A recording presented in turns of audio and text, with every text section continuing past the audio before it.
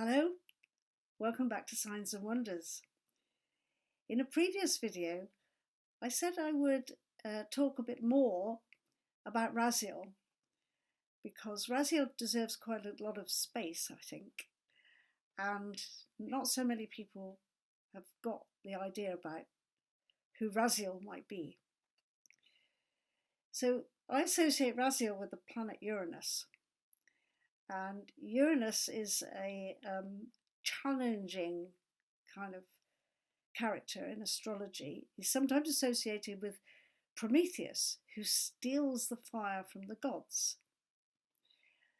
But in tradition that Raziel appears in, he doesn't do any stealing. He's given permission to give humanity content that will support their life. And the story goes like this. Adam and Eve, as you know, they are turned out of the Garden of Eden, and the cherub with the flaming sword stands by the gate so they can't get back in. And poor old Adam, he marches up and down for 3 days, howling and wailing and saying he's sorry and begging Yahweh to forgive them. And eventually, the story goes, Yahweh, God, Jehovah, whatever name we like to use, he takes a bit of compassion. He offers them something as to ameliorate their situation. And what happens is that Raziel is sent to Adam and Eve to give them a book. And the book is said to contain herbal knowledge, astrological knowledge, the knowledge of the future, the knowledge of how to protect yourself in the hard life that you're going to have on earth now you've been turned out of paradise. So this is a book of immense wisdom. In the story, it is written on sapphire stone. And that's a really interesting concept because sapphire is actually connected to a word that just means crystal. It doesn't have to mean a blue crystal necessarily, but it might be associated with lapis lazuli. And of course, taking a kind of leap sideways slightly from that, the blue stones that we find in here in Wales, where I live, the blue stones which were used to build Stonehenge are also supposed to have a kind of magical property to them. So there is something in ancient stories about certain kinds of stone being able to carry wisdom. People who visit stone circles often feel that they can channel information just by standing against a stone. So that kind of tradition goes back many thousands of years. And so perhaps these sapphire stones with all this wisdom on were something of that kind. Something was embedded in the stone, just as we put, silicone chips in our technology, to embed lots of information. Who knows? Now, the story here about Raziel is very important to the ongoing welfare of Adam and Eve and all their descendants. And they are told that it mustn't be passed on to anybody who's not righteous.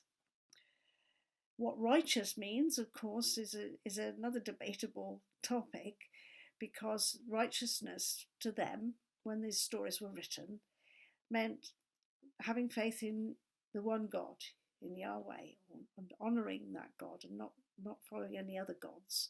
And of course, the history of the Jewish people, the Israelites as they were originally, is peppered with stories of what happens when you don't worship the one God. You go off and talk to other gods, and you can fall out of favour. So the Raziel story is not in the Bible.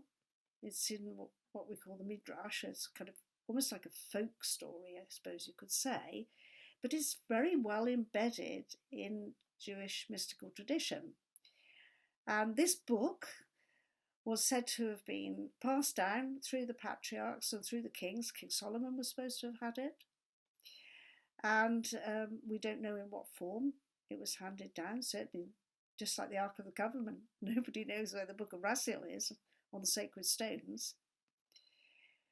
However, about 2,000 years ago, there were certainly some parchment documents circulating which claimed to have some of this information.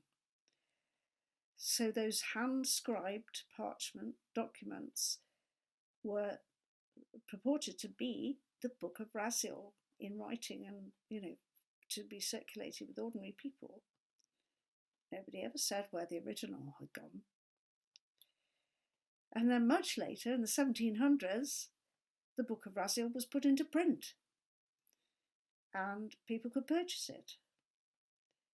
It was originally printed in Hebrew and then in Latin, and much, much later down the line it was translated into English.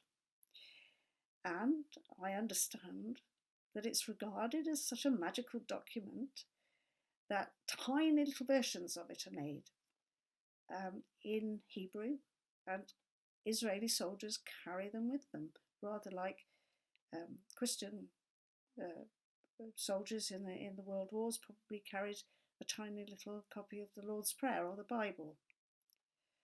So you can see this story has got an immense history behind it. And then we have to ask, well, okay, so this is Raziel, who's hardly a very popular known name, not like Gabriel.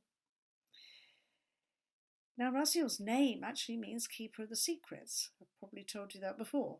Keeper of the Lord's secrets, God's secrets. He has another name, which is Galezer, which means he who stands on the rock. Zer is Hebrew for rock. Now, the concept there was that there was a rock, where the throne of God would be above this rock. And Galezer, Raziel, would stand on the rock. And there's the idea of a curtain, a magical curtain, you could say, that hangs between humanity and divinity. And it is Raziel who stands by this holy curtain, who can hear what God is saying and can transmit what God is saying to the human beings. So he is an intermediary. He is somebody who communicates between everyday consciousness of human beings and the divine aspect of who we are.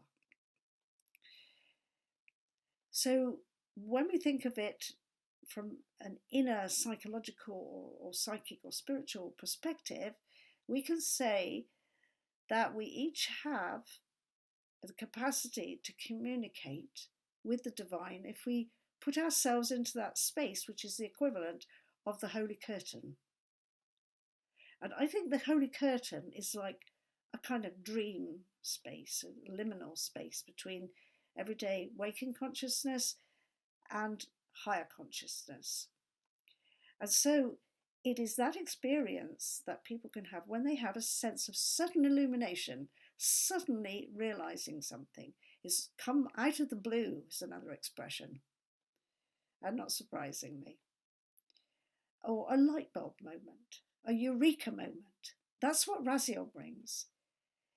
And that's because in everyday consciousness we might be toying with an idea or sort of musing on an idea or unpicking some problem that we've got, and we want an answer to it. And then quite suddenly, that's the answer. That solves the problem. That speaks to me. I know now. There's a kind of knowledge that comes with it, very directly. And Raziel is the archangel who brings that. He represents that access that we all have to the divine. the ability to step through the holy curtain into a higher state of consciousness where all will be revealed to us. All will be revealed. And I'll come back again and talk about revelations on another day. Thank you for listening, and I hope that there's been some spark of illumination for you, or at least that I've encouraged you to understand that you can have that illumination and your problem can be solved, whatever it might be at this time. Keep meditating, keep shining, keep asking, keep seeking, and then you will find many, many blessings.